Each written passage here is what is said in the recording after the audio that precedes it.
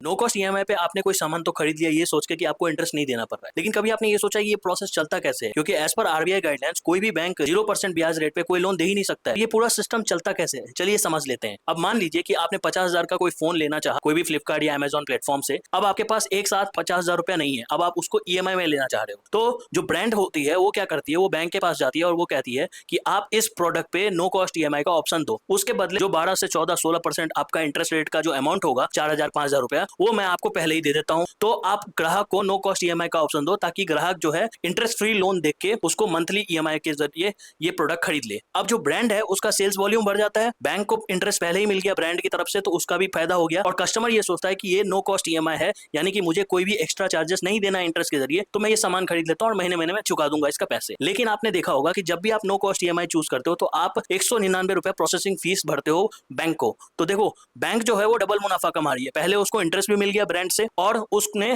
Processing fees के जरिए आपसे भी 199 रुपए कमा लिया। ब्रांड जो है अपना प्रॉफिट मार्जिन को कम कर लेता है इस केस में, ताकि उसका वॉल्यूम यानी कि सेल्स वॉल्यूम ज्यादा बढ़ सके। लेकिन जब आप फ्लिपकार्ट अमेजॉन प्लेटफॉर्म पे ऐसा कुछ देखते हो वो भी नो कॉस्ट ईएमआई को बढ़ावा देते हैं। वो इसलिए ताकि उनके प्लेटफॉर्म पे ज्यादा से ज्यादा कस्टमर आए और उनको यदि मल्टीपल ऑप्शन पेमेंट का मिलेगा तो वो ज्यादा से ज्यादा विजिट करेंगे और ज्यादा से ज्यादा सामान खरीदेंगे। अब जो बैंक है वो इस प्लेटफॉर्म पे इसलिए आती है क्योंकि बिग बिलियन डे सेल्स वगैरह में उनको लाखों का जो लोन है वो डिस्बर्स होता है, और क्योंकि फ्लिपकार्ट के पास करोड़ों लोगों का डेटा है इसीलिए वो सस्ते दामों पर ऐसे लोन मुहैया करा देते हैं जो भी बैंक्स हैं फ्लिपकार्ट और अमेजॉन वगैरह को। इसीलिए बैंक और फ्लिपकार्ट का दोनों का ही यहाँ पे मुनाफा हो जाता है। अब इसका पूरा समरी आपको बताएं तो ये कैसे प्रोसेस चलता है आप समझिए। देखिए जो ब्रांड है वो अपना मुनाफे में से कुछ हिस्सा इंटरेस्ट का जो हिस्सा होता है वो बैंक को पहले ही दे देता है और अपने प्रॉफिट मार्जिन से कुछ हिस्सा फीस के जरिए फ्लिपकार्ट या एग्रीगेटर्स को देता है। इसमें ब्रांड का क्या फायदा होता है कि उसका ज्यादा से ज्यादा प्रोडक्ट बिकता है। उसके अलावा जो एग्रीगेटर होता है फ्लिपकार्ट अमेजॉन वो क्या करता है अपने हिस्सा में से 1-2% बैंक को दे देता है ताकि वो ऐसे ऑप्शंस उनके प्लेटफॉर्म पे दे कस्टमर को। तो जब कस्टमर को मल्टीपल ऑप्शन मिलता है पेमेंट का तो वो ज्यादा से ज्यादा सामान खरीदता है। उसके अलावा बैंक जो है वो इस प्लेटफॉर्म पे इसलिए आता है क्योंकि वो